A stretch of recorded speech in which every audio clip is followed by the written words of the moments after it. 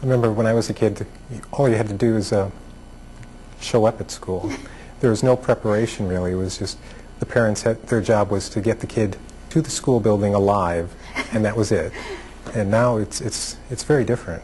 Well, and I don't think we're doing a good enough job of telling parents that it's changed. And I know 38 states are talking about all-day 4-year-old kindergarten, but I'm like, well, where are those public service announcements telling parents of those 4-year-olds that this is what they're going to learn in kindergarten? I mean, how hard would it be to say these 7 things?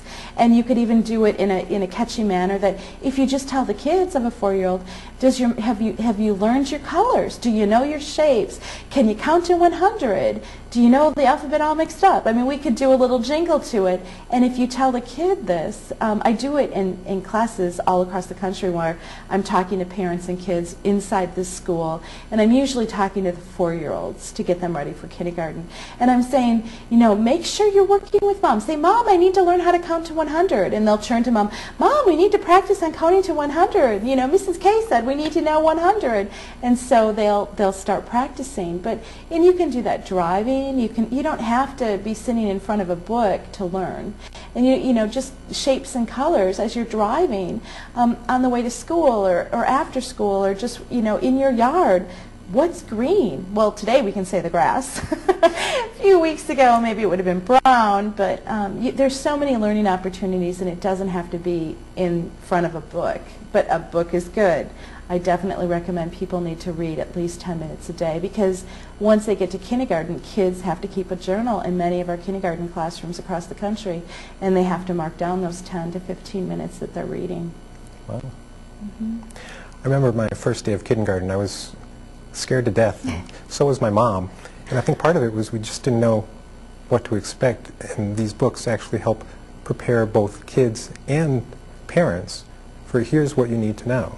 Well, it's so important, because if you teach a child skip counting, 10, 20, 30, 40, 50, they'll remember it. So when the teacher goes in front of the classroom and says, let's count by tens, 10, and the kids will chime in because they'll feel like they know. They'll say it loud and boisterous. You can always tell the kids that know how to already do it. And then you can see the kids that have never been exposed to it. Well, they're really intimidated and they look scared. And, it's just a matter of really going through the material so that everybody has a good comfort level before they get to kindergarten. I looked this up. The first kindergarten in the United States was founded in Watertown, Wisconsin in 1856. And in German, kindergarten literally means children's garden. And now these days, pre-kindergarten is growing rapidly, almost to the point where it's time to invent a new word for that level of education. But for parents who maybe can't afford a pre-K program, your book makes an excellent alternative. Was that part of your plan? It was. Honestly, I really wanted to really hit the kids that don't have any books. And if your family can't afford to have a library of books, or if they can't afford any books in the house, it'd be really nice to have this one book, because it hits on all the things they need to know for kindergarten.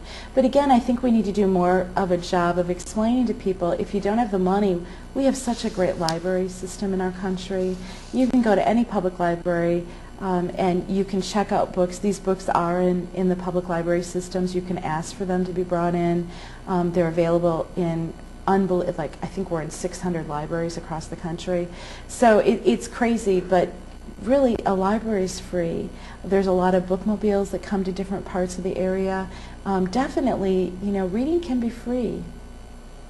I noticed at the back of each book you have parent and caregiver tips, and some things that people might not realize or might forget. And some of them are: let your child see you read and learn, build your child's vocabulary by explaining and discussing everyday activities, nurture, motivate, and instill self-esteem in your child, listen to your child. Taking an active role in your child's life will help him or her succeed. So you're actually helping to educate kids by helping parents be better at their jobs. Exactly. And the funny thing about the book, I get the call a lot where, oh, I'm so sick of this book, we have to read it over and over and over and over. Why does my kid always want to take your book and read it over and over and over and over? And a lot of times they feel empowered because it's a book that they don't need anybody's help. They can just go through it. They'll skip pages, so note the pages that they're skipping, because then those are the ones they need the most work on. But they'll grab it out of your hands and they'll go A, B, C, and you'll know what they know. And then you'll know by what they skip what they don't know. But if you actually read it to them, there's positive affirmations throughout the whole book. So, way to go, you're awesome. And literally on every page there's a positive affirmation. And so really, if you're reading it the way you read this book, and if you read all those positive affirmations, you'll understand why the kids want you to read it again, because they're hearing mommy and daddy say all these great things about them, and they just want to hear it over and over and over again. So it's a way that the kids have a really great time with it. It's fun. They can do their own thing. They don't have to read it cover to cover, but it's just a way to give parents another tool. I've noticed a few cases of parents pushing too far. I've seen some very young children, they're able to recite all the presidents or state capitals on YouTube.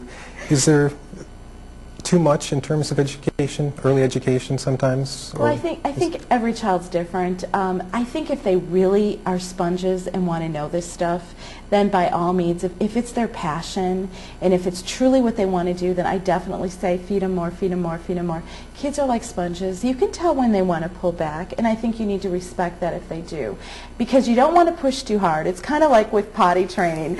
The more you push, the more they resist, and then it's not any fun. So you want to make this fun, and there's no, there's no right or wrong answer. They don't need to know the whole book word for word by the time they get to kindergarten, but the idea is just to get them familiar with the concepts, so that when their teacher's talking about the calendar or the teacher's talking about days of the week, they may have already been exposed to it.